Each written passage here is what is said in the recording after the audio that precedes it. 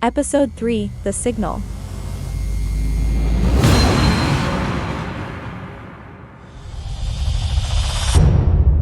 Rhythmic radio pulses begin echoing across the fractured remains of post-collapse America, steady, coded, too precise to be random. What starts as faint static soon forms repeating sequences, spreading from ruined coasts to the surviving Midwestern regions like a creeping heartbeat. As the signal intensifies on its path towards St. Louis, fear rises with it. Ari, Des, and Ren, three survivors bound by loss, grit, and a fragile alliance, set out to trace the origin of the broadcasts. Their journey pulls them through a hidden network of underground outposts, renegade settlements, and forgotten military bunkers, each holding fragments of a larger secret America was never meant to uncover.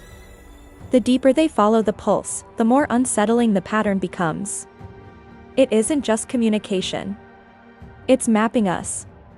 The beasts, those impossible, otherworldly predators that tore civilization apart, aren't merely adapting to our world. They're studying it. Mimicking it. Learning the shapes of our language, our technology, our weaknesses, and our defenses. And as the team edges closer to the source, one truth becomes undeniable. The signal isn't a warning. It's an invitation.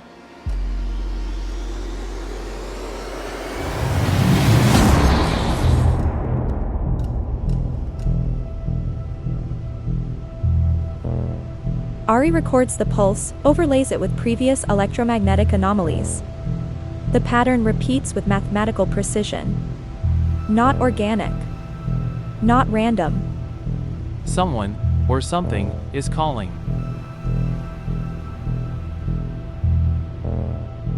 Toward St. Louis.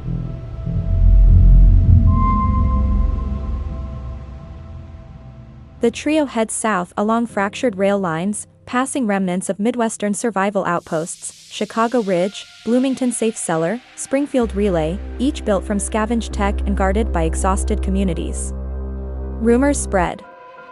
St. Louis is where the sky tore first. The beasts circle the arch like it's a shrine.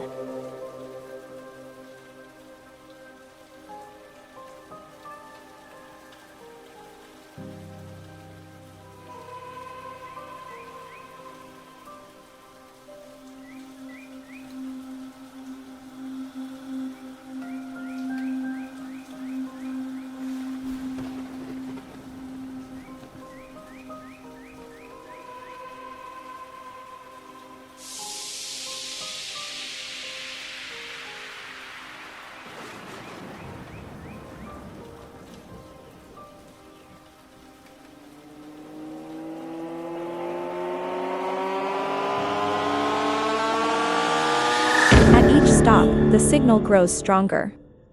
A synthetic linguist named Dr. Mara Iskender, formerly Echo Black's code speech analyst, intercepts Ari's data.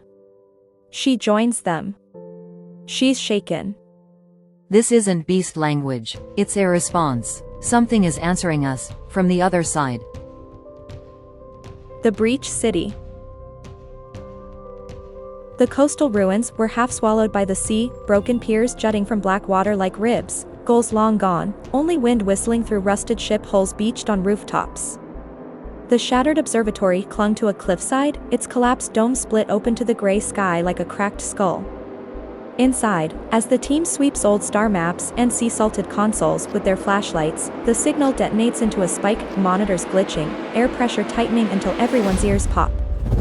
Then the second fracture rips open, vertical and jagged, hovering above the floor, a tear in space resembling glass fractured by a bullet, each shard edge glowing with cold light. Dust lifts and dances toward it, pulled like gravity has changed its mind. Through the tear, for 6 impossible seconds, they see another coastline, the same shape as this one, but wrong, waters too clear, cliff lines too symmetrical, colors too saturated like nature edited to perfection. Structures along the shore weren't built, they grew, smooth, ivory-like towers spiraling upward, branching with organic geometry, as if coral became skyscrapers. And on that mirror shoreline stood beasts, but not the feral, bone-plated horrors known on Earth. These were taller, poised, almost regal. Bodies lean like predatory cats, but with elongated forelimbs and bioluminescent veining pulsing beneath skin like constellations. Their eyes, if they were eyes, were clusters of reflective facets, turning in unison. They didn't pace or sniff or screech. They stood perfectly still, arranged in a loose formation, all facing the breach, as if waiting for a curtain to rise. Ren steps closer, breath fogging, and one of the creatures on the other side tilts its head, the exact same angle, synchronized. A mirror, or a response. The tear shivers. Hair lifts on everyone's arms. A whisper slips through, stretched, warped, threaded with the same rhythmic pulse they've been tracking. The words twist like they're learning how human speech fits into a mouth that never evolved for it. We hear, you hear us. The cleansers. The deeper they pushed from the riverbank into the old city, the more the silence felt deliberate, as if St. Louis itself had been hushed. The river, once a living artery, lay sluggish and glassy against collapsed levees, slick with oil sheen and streaks of something iridescent that caught the weak sun like spilled oil. Piers and barges had become mere skeletons against the waterline. A once busy riverwalk lay folded and overgrown, its cafes and riverboats half buried in silt. The gateway arch, a distant arc on the horizon, was a fractured ghost, one side crumpled inward like a tooth broken in a bite. They found the symbols at the old steamboat landing, white paint scrawls on the rusting hulls, charcoal phrases smeared across the concrete floodwall. The jagged circle split by 3 lines repeated, stamped into boarded storefronts and carved into the underside of a toppled billboard. Under it, phrasing in a dozen hands. We welcome the splitting. To tear is to cleanse. The river forgets our sins. Ren's flashlight skimmed across the suddenly ritualized cityscape, flood-slick cobblestones, telephone poles leaning like weathered sentinels, a carousel horse half-submerged in a backlit pond. The deeper they went toward the downtown river bend, toward a sunken plaza that had once been a transit hub, the more intentional the signs became. Someone had made altars of driftwood and broken traffic signs. Someone had placed offerings, river pebbles, a child's rusted toy boat, beaded necklaces threaded with what looked like polished bone. They weren't alone. Figures slid out from the shadow of the old transit terminal and the half-collapsed trading towers, thin silhouettes at first, then faces turned to the torchlight. They wore patched waders and raincoats, mantles woven from torn banners that once advertised river cruises. Fishhooks dangled from belts like totems. Some had fastened the pale, curved plates of beast carapace to their shoulders, black and glossy as river-polished stones. A woman stepped forward from the center of the group. Barefoot on grit-strewn pavement, kelp braided through her hair as if she had braided the river into herself, she moved with a quiet authority. Her name was Soul. I am Soul, she said, voice steady and oddly warm, guide of the cleansed path. Her smile wasn't friendly, but it wasn't hostile either, more a teacher's patience. Behind her, 12 followers watched without blinking, their stillness mirroring the statues of the beasts the team had seen through the fracture. Ari kept her weapon at hip level, but when she spoke she aimed for steadiness. We're not here to fight. We're tracking a signal. Something opened on the riverbank, then the city changed. Soul's eyes flashed like stone in the torchlight. Yes. The shatter opened along the bend. A glimpse of Else, Mississippi. A reminder. Else, Mississippi? Ren repeated. The term tasted foreign but not entirely new, it echoed the mirror world phrasing they'd glimpsed through the tear. Soul laughed softly. Mirror implies mimicry. Else, Mississippi is not a mirror. It is the unbroken course. Where the river kept its design. Where the stones remembered how to be smooth and the architecture grew like living trees. She led them toward what had once been the transit concourse, now a cavern of rain-dark concrete and muraled pillars. Large paintings crawled across the walls, beasts rising from luminous fractures in the water and walking the riverwalk in procession. One mural depicted humans stepping willingly into an arch of light and coming out with plates of sleek, iridescent shell along their spines. The paint glinted in the torch glow like a promise. We call them correctives, Soul said, pressing a hand to one mural as if it were scripture. They do not consume. They realign. Des snorted low enough to be a breath. Realign to what? Wipe out anyone who gets in the way. Sol stepped nearer to Ari, closer than protocol allowed. Beneath the threshold of her collarbone, under the wordless skin, something ridged pushed outward, subdermal plates like the beginnings of a carapace, faintly iridescent where torchlight caught them. Not ink. Not graft. Growing. You were touched. Ren breathed. Sol's expression folded into a sort of pride. Touched, chosen, initiated, names are trivial. The beasts show us the scaffolding. We finish it. A boy shuffled forward and lifted his shirt to show them a thin, glossy ridge running down his sternum, the edges still tender. He looked at Sol with devotion that made Ari's stomach drop. How many like this? Ari asked. Sol's gaze moved over the team slowly. Along the waterfront, dozens.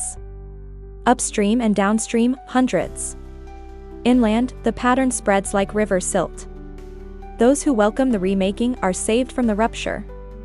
Her voice softened. Those who resist fracture. Ari tried to steady herself against the logic of it. So you're telling me you help the beasts? You put this on yourselves, and think you'll be spared when they go through the rest of the city? Sol's smile was simple. We don't bargain for exemption. We accept transformation. The Shatterbeasts restore the template. They sweep away human distortions. We prepare rather than resist. A low, resonant pulse thrummed through the concrete, felt more than heard, a distant pattern, the same rhythm that had snuck through the rupture. The torches guttered as if the air itself had been tuned. Sol inclined her head, reverent. Behind her the group bowed, faces upturned as if hearing a hymn. You saw Else, Mississippi, didn't you? She asked Ari. For a breath. You know the straight banks, the living piers, the beasts standing like custodians. Did you feel envy or fear even if you were cyborg? Ari's voice tightened. Both.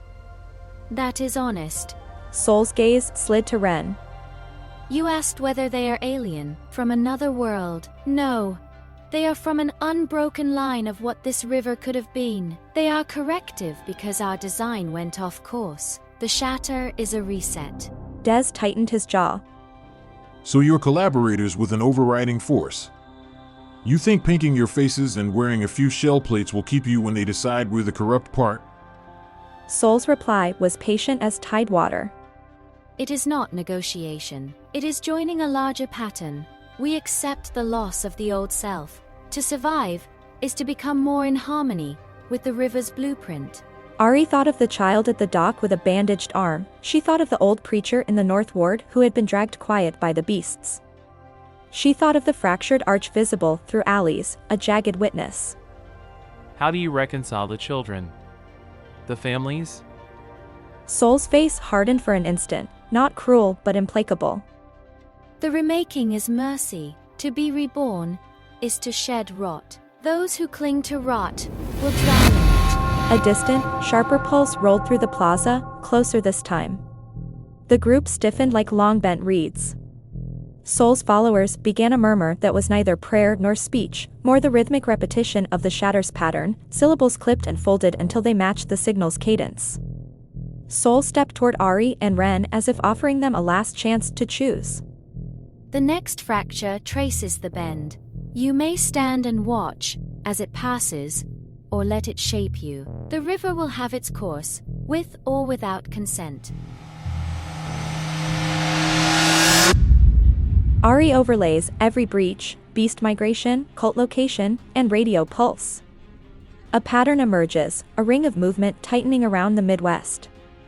St. Louis isn't just Echo Black HQ, it's the epicenter of something preparing to break through. A lone Shatterbeast approaches their perimeter that night. Not charging. Observing. Ren whispers. They're not adapting to Earth anymore. Ari finishes. They're adapting to us. As they pack to move towards St. Louis. Ari, internal monologue. We thought the Shatterbeast came to overwrite Earth's genetic code. But that was only the first stage. They're learning our behavior, our choices, our voices. not just to replace us.